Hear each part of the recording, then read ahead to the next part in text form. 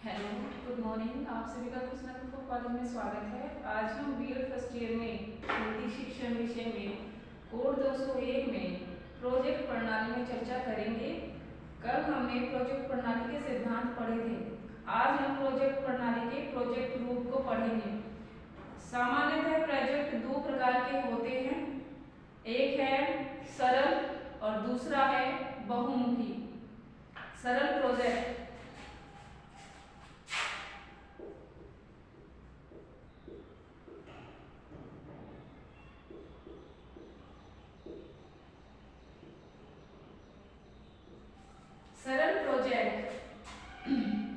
सरल प्रोजेक्ट वे प्रोजेक्ट होते हैं जिनको पूरा करने में केवल एक ही कार्य करना होता है, जैसे किसी प्रकार की पुस्तक को खरीदना, और यह सरल प्रोजेक्ट के अंदर आता है। इसमें किसी कार्य को विभिन्नात्मक तरीके से नहीं किया जाता। सिंपल तरीके से एक किताब को देखा जाता है, पढ़ा जाता है और उसे खरीद लिया जाता है। दूसरा है बहुमुखी प्रोजेक्ट।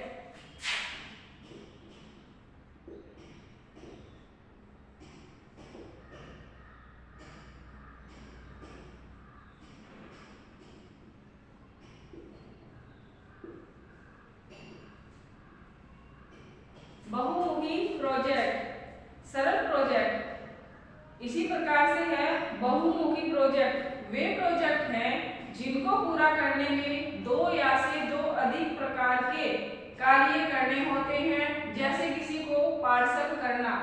इसकी विधि में पहले पार्सल को तैयार किया जाता है, फिर उसके बाद में उसे उसकी पार्सल करने की जो प्रक्रिया है उसे पूरा किया जाता है। अब है प्रोजेक्ट प्रणाली की कार्यविधि।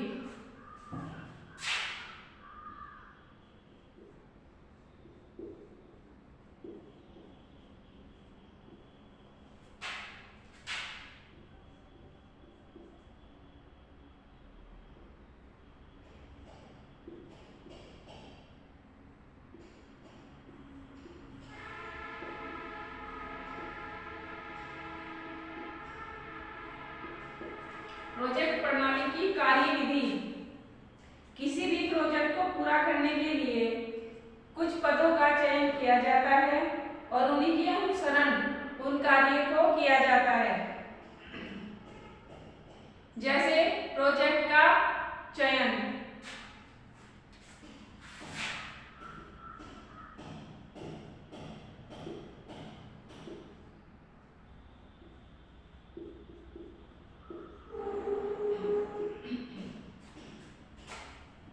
प्रोजेक्ट प्रणाली में समस्त विषयों का शिक्षा एवं क्रियाओं का प्रशिक्षण किसी प्रोजेक्ट के माध्यम से एक इकाई के रूप में किया जाता है, इसलिए इस प्रोजेक्ट का चयन करते हैं।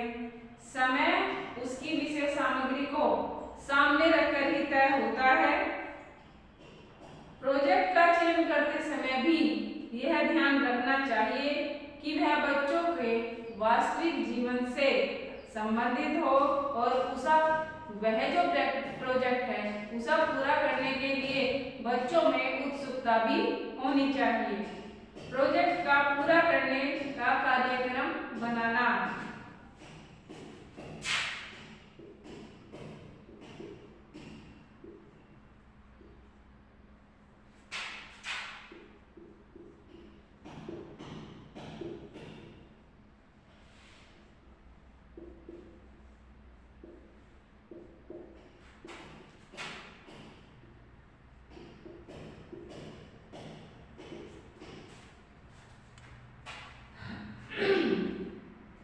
प्रोजेक्ट कैसे पूरा किया जाएगा, इस पर शिक्षक और शिक्षार्थी एक साथ विचार करते हैं और फिर उसकी पूरी रूपरेखा तैयार की जाती है। पूरे कार्यक्रम को कई भागों में बांट दिया जाता है और छात्रों को अपनी रुचि और योग्यता के अनुसार भिन्न भिन्न कार्यों को सौंप दिया जाता है। इसमें बच्चों की मानसिक क्षमता का भी विकास होता है और बच्चे स्वयं करके कार्य को सीखने में विश्वास करते हैं और स्वयं ही उसका अर्थ ग्रहण करते हैं। कार्यक्रम को क्रियान्वित करना।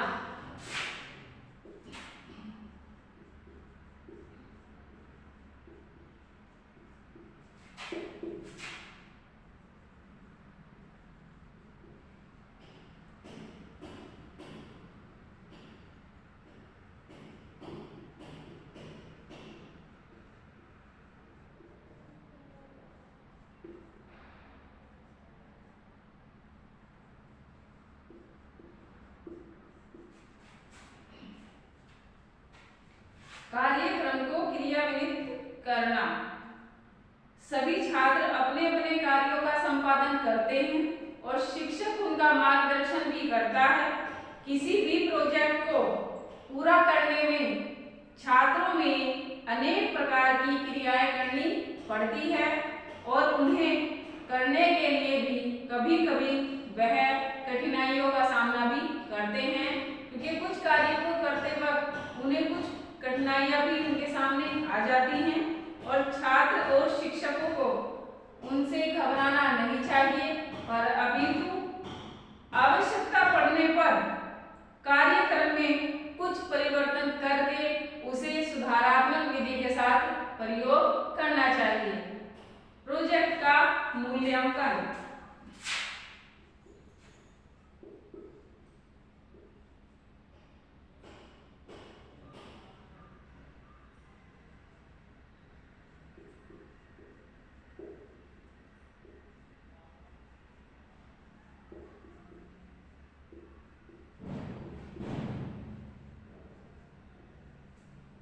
प्रोजेक्ट का मूल्यांकन। प्रोजेक्ट पूरा होने पर छात्र एवं शिक्षक एक साथ बैठकर विचार विमर्श करते हैं और यह देखते हैं कि यह प्रोजेक्ट पूरा करने के बाद निश्चित उद्देश्यों की प्राप्ति हो गई है या किस सीमा तक हुई है। इस पर विचार विमर्श छात्र और शिक्षक स्वयं करते हैं और किस प्रकार से किस विधि के द्वारा उन्होंने इस कार्य को पूरा किया है और कहां तक इसके उद्देश्य प्राप्त हुए हैं, इस पर वह चर्चा करते हैं। प्रोजेक्ट का लेखन।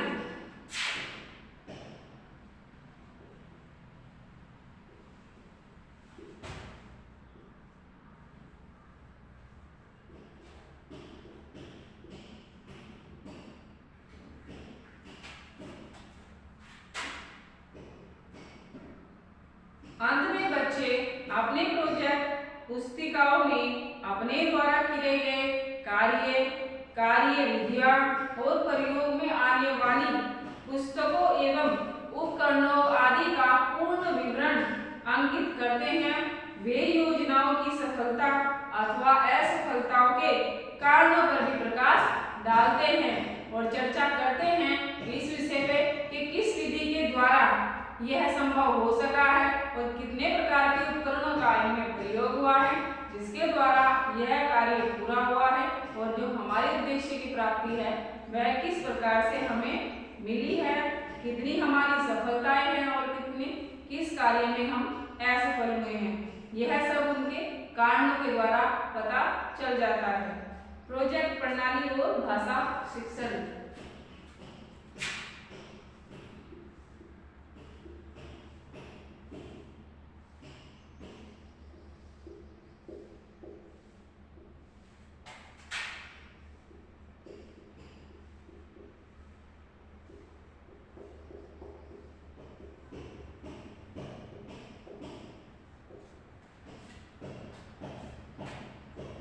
प्रोजेक्ट प्रणाली में सभी विषयों की सभी शिक्षा किसी प्रोजेक्ट के माध्यम से एक साथ दी जाती है। किसी भी विषय की शिक्षा अलग से नहीं दी जाती।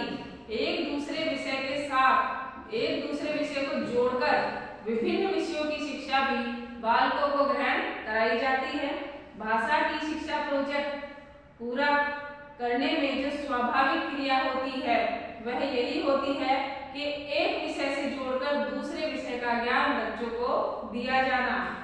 हम यहाँ एक बहुमुखी प्रोजेक्ट के उदाहरण इस तथ्य द्वारा स्पष्ट कर देते हैं कि जैसे प्रोजेक्ट आगरा का ताजमहल देखना, इस क्रिया में वास्तविक जीवन की शिक्षा भी मिलेगी बच्चों को, इतिहास की शिक्षा भी इसके द्वारा दी जा सकती है और भूगोल की शिक्षा भी दी जा सकती है, क्योंकि इन सब विषयों को जोड़कर ही इसकी शिक्षा को बालकों तक पहुंचाया जाता है।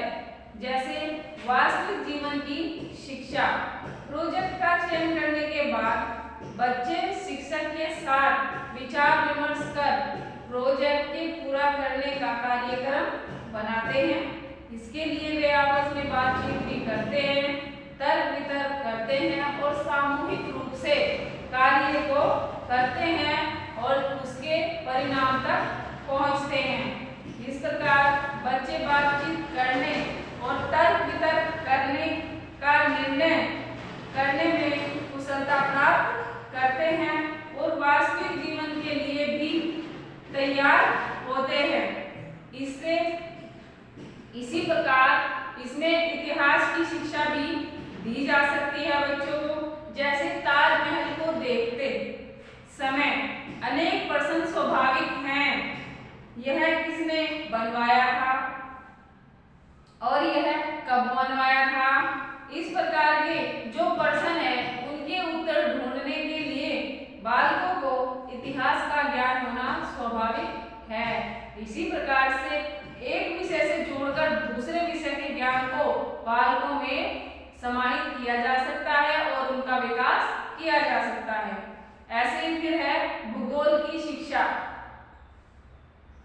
आगरा पहुंचने पर बच्चों को वहां की जलवायु एवं वहां की जो प्राकृतिक संपदा है उसका ज्ञान भी होगा और वहां के जो उद्योग धंधे हैं उनका ज्ञान है वह भी वह बच्चे प्राप्त करेंगे। और उसके पास जाने के बाद बालकों को वहां के आसपास का क्या कार्य है, किस प्रकार का वातावरण है और क्या वहां का भूगोल है, वास्तुशास्त्र है, वहां की जो वास्तुकला है उसका ज्ञान भी बालकों को मिल सकेगा। बस इसके लिए शिक्षक को कुछ ऐसी परिस्थितियों का निर्माण करना होता है जिसमें बच्चों के मस्तिष्क में कुछ इस प्रकार के प्रश्न उठे, उनके अंदर जिज्ञासा उत्पन्न हो, जिससे कि वह इस प्रकार के प्रश्नों को ढूंढकर उनका सही उत्तर ढूंढ सके। फिर है गणित की शिक्षा। इस प्रोजेक्ट को पूरा करने को आना जाना, रहना और खाना पीना आदि में कितना व्यय हुआ है, कितना पैसा खर्च हुआ है, इसका हिसाब रखना। वहीं व्यवहारिक गणित में ज्ञान को सहजता से ही वह प्राप्त करेंगे। शिक्षक को चाहिए कि केवल उनका मार्गदर्शन भर ही उसे करना हो, जिससे वह इस साथ साथ गणित का ज्ञान भी ले सकें। फिर है कला की शिक्षा। ताजमहल स्वयं वास्तुकला का गहन नमूना है। उसे देखकर वास्तुकला के सुंदर रूप का ज्ञान स्वाभाविक ही हो जाता है। बच्चों से ताजमहल का चित्र बनवाया जा सकता है और इस प्रकार कला की जो शिक्षा है वह भी स्वाभाविक रूप से बच्चों को प्रदान की जा सकती है। अब है भाषा की शिक्षा। यहाँ हमारा मुख्य प्रयोजन भाषा शिक्षा से है और यह प्रोजेक्ट प्रणाली में आदि से अंत तक चलती है।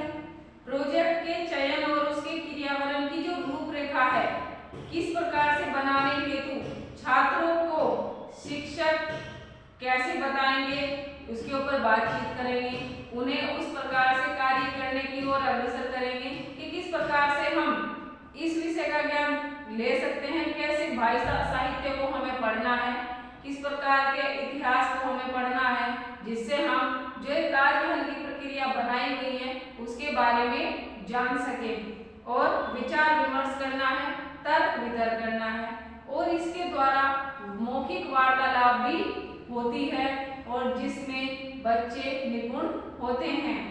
यह वार्तालाप की जो क्रिया है किसी भी प्रोजेक्ट को पूरा करने में बहुत महत्वपूर्ण भूमिका निभाती है। इसी प्रकार प्रोजेक्ट प्रणाली में भाषा की जो शिक्षा है, भाषा की शिक्षा भी आदि से अंत तक चलती है। ताजमहल देखने जाने के लिए बच्चों को पत्र व्यवहार भी करना होगा। रेलवे कंसेशन हेतु अधिकारियों को पत्र भी लिखना होगा और इस प्रकार से लिखित भाषा यानी रचना कौशल का भी विकास होगा और शिक्षा स्वाभाविक रूप से बढ़ेगी। बच्चों से ताजमहल निर्माण की कहानी लिखवाई जा सकती है। इससे लेखन संबंधी जो उनका विकास है वह भी होगा। ताजमहल पर निबंध लिखवाया जा सकता है। उन्हें भी ताजमहल पर गद्य पाठ पढ़ाया जा सकता है और ताजमहल से संबंधित जितने भी कविताएं हैं, रसावदन है, वह भी कराया जा सकता है। इससे बालकों के अंदर भाषा शिक्षण का विकास बढ़ेगा और वह इस साहित्य में निपुणता की ओर बढ़ेंगे। अब है अभिमत। इस सब में मत नहीं प्रोजेक्ट प्रणाली में भाषा शिक्षा के बड़े स्वाभाविक रूप से चलती आ रही है, परंतु इस प्रणाली द्वारा भाषा का श्रृंखलाबद्ध जो शिक्षण है वह संभव नहीं है।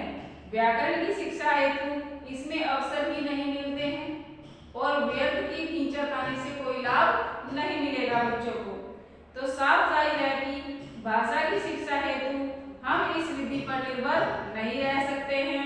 हाँ, वर्ष में 1-2 प्रोजेक्ट पूरे कराए जा सकते हैं और उनके माध्यम से व्यवहारिक भाषा की शिक्षा दी जा सकती है।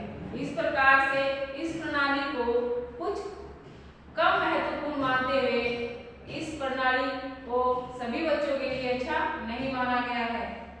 आज के लिए